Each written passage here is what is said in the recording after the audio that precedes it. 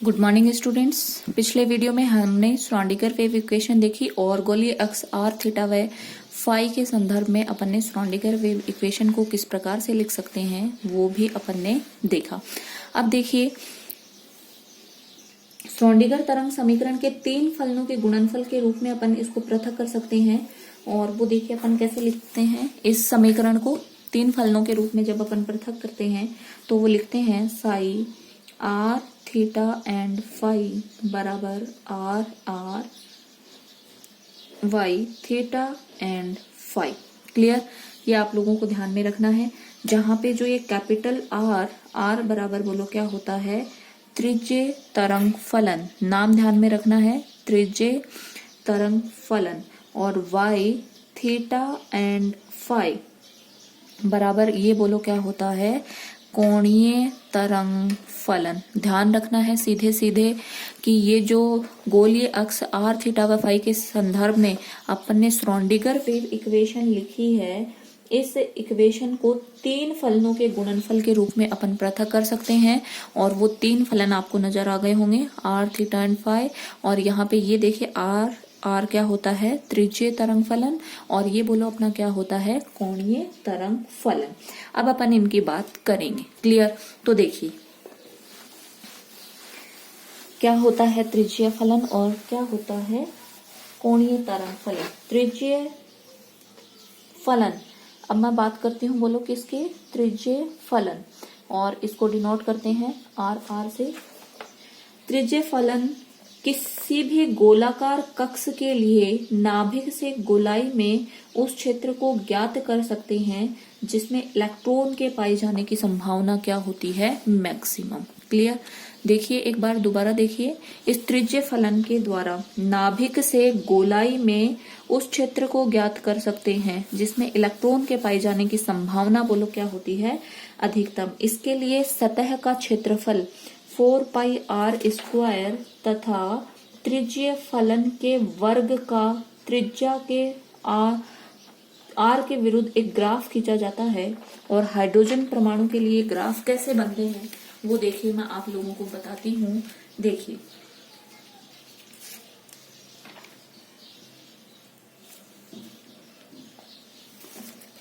ये ग्राफ देखिए हाइड्रोजन परमाणु के लिए कैसे बनेंगे। देखिए एक बार, ये अपन ने बनाए हैं 4 पाई आर स्क्वायर तथा त्रिज्यीय फलन के वर्ग का त्रिज्या आर के विरुद्ध अपन ग्राफ बनाते हैं। और देखिए इन ग्राफ से अपन को क्या समझ में आता है, ये देखिए मैं आप लोगों के सामने एक बार बना देती हूँ। देखिए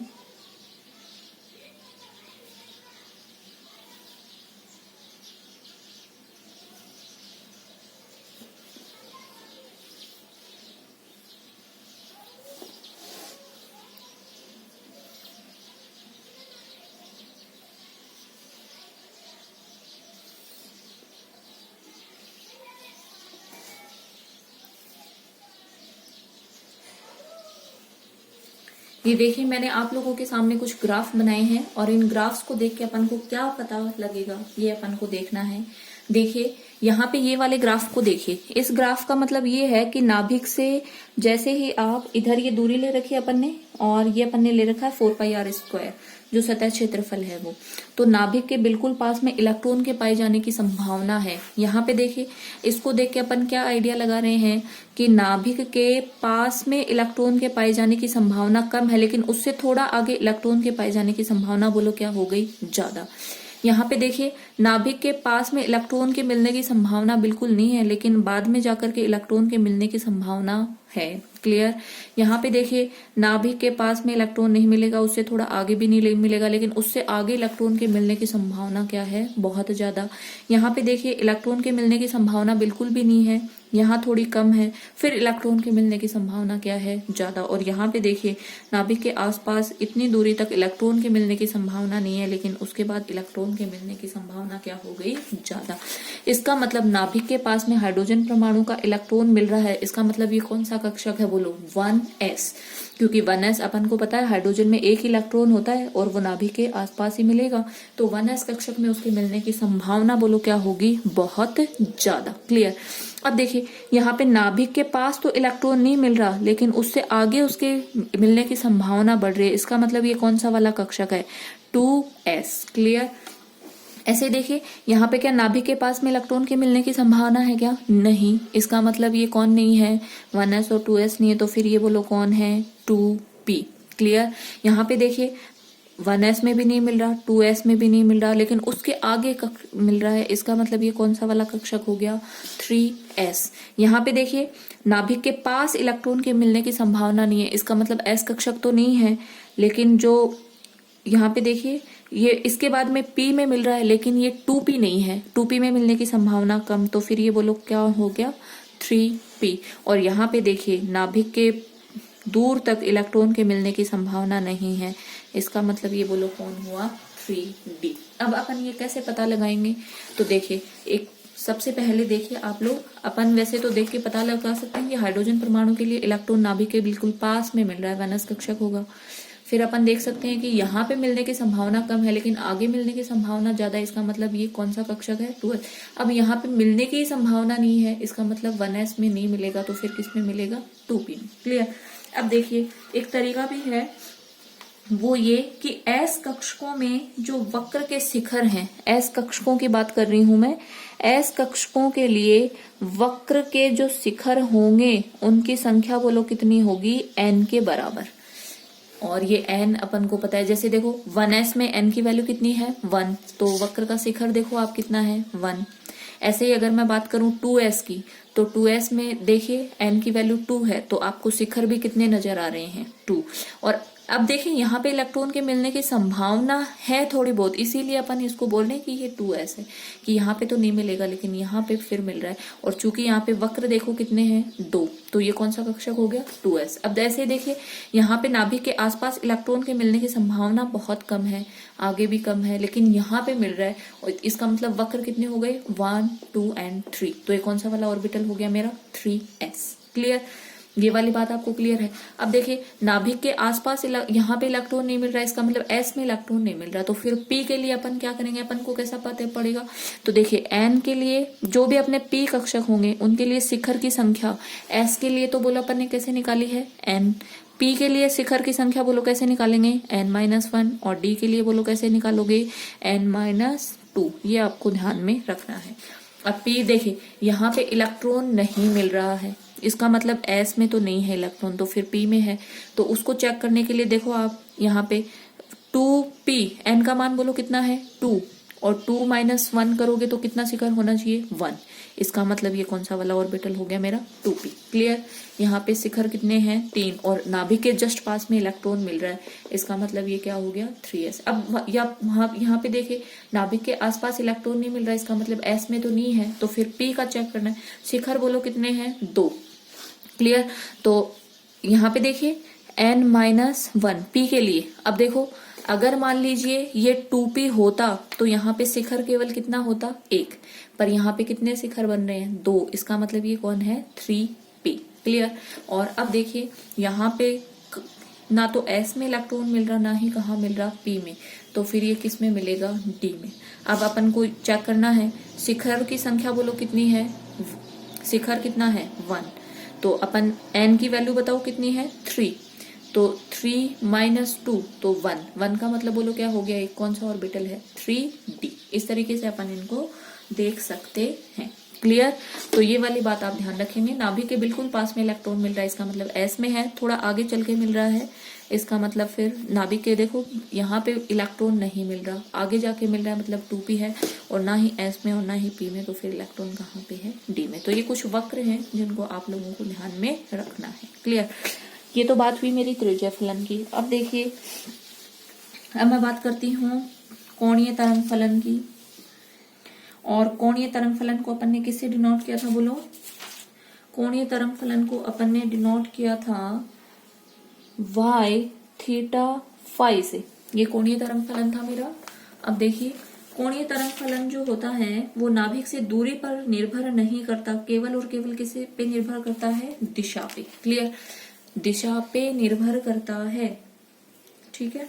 अब देखिए सबसे पहले अपन को इन कक्षकों की आकृति का ज्ञान होना चाहिए। ये होता है मेरा s कक्षक जो गोलाकार आकृति का होता है, नाभिक के चारों ओर इलेक्ट्रॉन के मिलने की संभावना होती है। अब p कक्षक देखिए, पी कक्षक की आकृति बोलो कैसी होती है, डम्बल शेप। क्लियर। और डम्बल शेप में एक बार मैं इसको एक्स एक्सिस कर देती हूँ, एक बार वाई कर देती हूँ, और एक बार बोलो क्या कर देती हूँ, जेड एक्सिस। क्लियर। अब देखिए यहाँ पे एक्सिस, ये एक्सिस और ये एक्सिस। क्लियर। तो ये मेरा कौन सा वाला कक्षक हो गया, पी एक्स, ये हो गया पी वाई, और ये बोलो कौन हो गया, पी जेड। अब देखिए डम्बल शेप है, इसका मतलब एक पाली ऊपर और एक पाली नीचे है, तो अगर इलेक्ट्रॉन इधर मिलेगा तो इधर उसके मिलने की संभावना क्या हो जाएगी, कम। उल्टा भी हो सकता है, अगर इलेक्ट्रॉन इधर मिलेगा तो इधर उसके मिलने की संभावना बोलो क्या हो जाएगी, कम। क्लियर। तो ये आप लोग ध्यान में रखेंगे। तो जिस एक्सिस में इसकी पाली होगी उस एक्सिस में इलेक्ट्रॉन के मिलने की संभावना क्या हो जाएगी, बराबर। क्लियर। और ऐसे देखिए डी की शेप बताती हूँ मैं। डी जो कक्षक हैं वो कैसे हैं, डबल डम्बल शेप के होते हैं, द्विडम्बलाकार आकृति के होते हैं। और 5 जो मेरे डी कक्षक होते हैं वो 2 प्रकार के होते हैं। 3 डी कक्षक एक जैसे होते हैं और 2 डी कक्षक एक जैसे होते हैं। अब देखिए कैसे इनको समझ लेते हैं। देखिए एक बार, ये देखिए द्विडम्बलाकार। अब देखिए ये मैं कर देती हूँ एक्स एक्सिस और ये कौन सी हो गई, वाई एक्सिस। तो इनकी देखिए पी कक्षकों में लोब्स ऑन द एक्सिस होती हैं, यहाँ पे लोब्स कहाँ है, इन बिटवीन द एक्सिस। और कौन कौन सी वाली एक्स के बीच में है, एक्स और वाई। तो इस डी ऑर्बिटल का नाम क्या हो गया, डी एक्स वाई। यहाँ पे देखिए ये हो गया एक्स और ये क्या हो गया, जेड, और ये हो गया वाई एंड जेड। तो देखिए डी एक्स वाई हो गया, ये लोब्स किन किन के बीच में है, एक्स और जेड के बीच में, ये डी एक्स जेड हो गया, ये क्या हो गया, डी वाई जेड। क्लियर। और यहाँ पे लोब्स देखिए एक्स और वाई के ऑन द एक्सिस हैं, इसलिए ये डी कक्षक होते हैं एक्स स्क्वायर वाई स्क्वायर। और यहाँ पे लोब्स जो होती हैं वो केवल और केवल जेड एक्सिस के रेस्पेक्ट में, ये ऐसे है, एक जो मेरी लोब है वो इधर और ये। क्लियर। तो यहाँ पे जो बनेगा उसको अपन क्या बोलते हैं, डी जेड स्क्वायर। क्लियर। तो आप लोग ध्यान रखेंगे। तो मान लीजिए अगर इलेक्ट्रॉन इन डी कक्षकों में इस वाली लोब में मिल रहा है तो फिर इधर वाली लोब में नहीं मिलेगा। क्लियर। और उल्टा भी हो सकता है, इधर मिले तो इधर नहीं मिलेगा। तो ध्यान में रखेंगे आप। अब जब ये एक्स इलेक्ट्रॉन के मिलने की प्रायिकता, उसको अपन किसके द्वारा प्रदर्शित करते हैं, साई स्क्वायर के द्वारा। और साई स्क्वायर और नाभिक से अगर अपन उसकी दूरी के आधार पे ग्राफ बनाएंगे तो देखिए कैसा ग्राफ बनेगा। सबसे पहले मैं 1s के लिए बना लेती हूँ। तो अपन को पता है नाभिक के पास उसके इलेक्ट्रॉन के मिलने की प्रोबेबिलिटी क्या होगी, साई स्क्वायर और आर के बीच में। तो नाभिक के पास इलेक्ट्रॉन के मिलने की संभावना मैक्सिमम होती है। क्लियर। अब देखिए अगर मान 2s है, 2s में अभी थोड़ी देर पहले अपन ने देखा था, अब साई स्क्वायर बनाती हूं मैं। तो देखिए नाभिक के पास में इलेक्ट्रॉन के मिलने की संभावना कम हुई, लेकिन फिर क्या हो गई, बढ़ गई। अब देखिए अब यहाँ पे एक पॉइंट ऐसा आता है जहां पे साई स्क्वायर का मान 0 होता है, अर्थात जहां पे इलेक्ट्रॉन के मिलने की प्रायिकता बोलो क्या हो जाती है, 0। और इसको अपन क्या बोलते हैं, नोडल सरफेस। किसके लिए, एस कक्षक के लिए। और ये अपन पढ़ते भी हैं कि ये मान लीजिए 1s कक्षक है और फिर ये इसके बाहर कौन सा वाला होता है, 2s, और ये कौन है, 1s। तो इनके बीच की जो जगह है यहाँ पे इलेक्ट्रॉन के मिलने की संभावना बिल्कुल क्या होती है, 0, जिसको अपन क्या बोलते हैं, नोडल सरफेस। क्लियर। अब अगर मैं बात करूं P की, तो देखिए P में अपन को पता है इसकी डम्बल शेप होती है। और जब डम्बल शेप होगी तो जिधर इसकी 2 लोब हैं, अब जिस लोब में इलेक्ट्रॉन मिलेगा उसके जस्ट अपोजिट डायरेक्शन में साई स्क्वायर और आर के बीच में मैं ग्राफ खींच रही हूँ। नाभिक के जस्ट पास में इलेक्ट्रॉन नहीं मिलेगा क्योंकि पी में है, तो नाभिक से थोड़ा हट के मिलेगा। क्लियर। ये ग्राफ अपन पहले भी बना चुके हैं। देखिए अब पी के लिए चूंकि 2 लोब होती हैं वो मैंने दिखा दिया। इसकी डम्बल शेप है, 2 पालियों के बीच में एक नोडल तल होता है। क्लियर।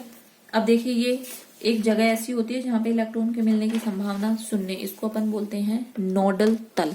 अब कैसे नोडल तल, देखिए इधर देखिए, यहाँ पे देखिए पी कक्षक मैंने बना रखे हैं। अब बताइए आप यहाँ पे देखिए इनकी लोब्स ऑन द एक्सिस होती हैं, अब अगर ऑन द एक्सिस है तो यहाँ पे इसी पाली में इलेक्ट्रॉन मिलेगा, इसका मतलब अक्स वाली एक्सिस में मिलेगा, तो फिर क्या वाई और जेड में इलेक्ट्रॉन मिलेगा क्या? नहीं।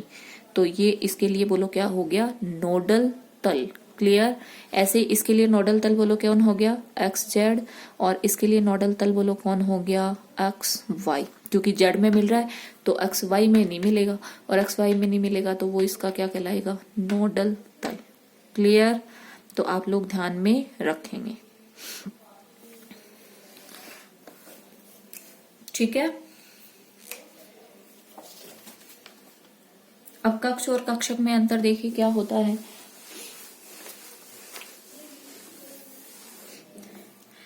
कक्ष की अवधारणा बोलो किसने दी थी? कक्ष और कक्षक में अंतर देखिए, एक तो है कक्ष और एक बोलो कौन है? कक्षक। तो कक्ष की अवधारणा किसने दी थी? बोर ने बताया था कि नाभिक के चारों ओर इलेक्ट्रॉन एक निश्चित वर्ताकार पथ में घूमते रहते हैं, उस पथ को बोलो उन्होंने क्या कहा था? कक्ष। और कक्षक की अवधारणा किसने दी थी? हाइजेनबर्ग के अनिश्चितता सिद्धांत के अनुसार इसकी अवधारणा का प्रादुर्भाव हुआ। उन्होंने कहा कि नाभिक के चारों ओर त्रिविमीय आकाश में वो क्षेत्र जहां पे इलेक्ट्रॉन के मिलने की प्रायिकता अधिकतम होती है उसको अपन क्या बोलते हैं? कक्षक। अब जो ये तो अब देखिए ये अपन ने दिया था हाइजेनबर्ग के अनुसार, हाइजेनबर्ग के अनुसार। अब देखिए कक्ष जो होता है वो द्विविमीय होता है क्योंकि नाभिक के चारों ओर का वर्ताकार पथ, और कक्षक कैसा होता है? त्रिविमीय। अपन ने ये कहा था नाभिक के चारों ओर त्रिविमीय आकाश का वो भाग। अब देखिए एक कक्ष में वेरी इंपॉर्टेंट है, आप लोगों को भी ध्यान में रखना है, कक्ष में अधिकतम कितने इलेक्ट्रॉन होते हैं? 2n²। ध्यान रखेंगे, कक्ष में अधिकतम 2n² इलेक्ट्रॉन होते हैं, जहां n कक्ष की संख्या को प्रदर्शित करता है, जबकि एक कक्षक में अधिकतम कितने इलेक्ट्रॉन होते हैं? 2, और वो भी विपरीत चक्रण के साथ। क्लियर? ध्यान में रखना है। अब ये 2n² जहां पे n जो होता है वो कक्ष की संख्या को प्रदर्शित करता है कि कौन से वाले कक्ष में कितने इलेक्ट्रॉन होंगे, इसके बारे में अपन आगे डिटेल से बात करेंगे। अभी फिलहाल आप ध्यान रखेंगे कक्षक में 2 इलेक्ट्रॉन विपरीत चक्रण के साथ, और कक्ष में अधिकतम कितने इलेक्ट्रॉन होते हैं? 2n²। Clear? Okay, thank you.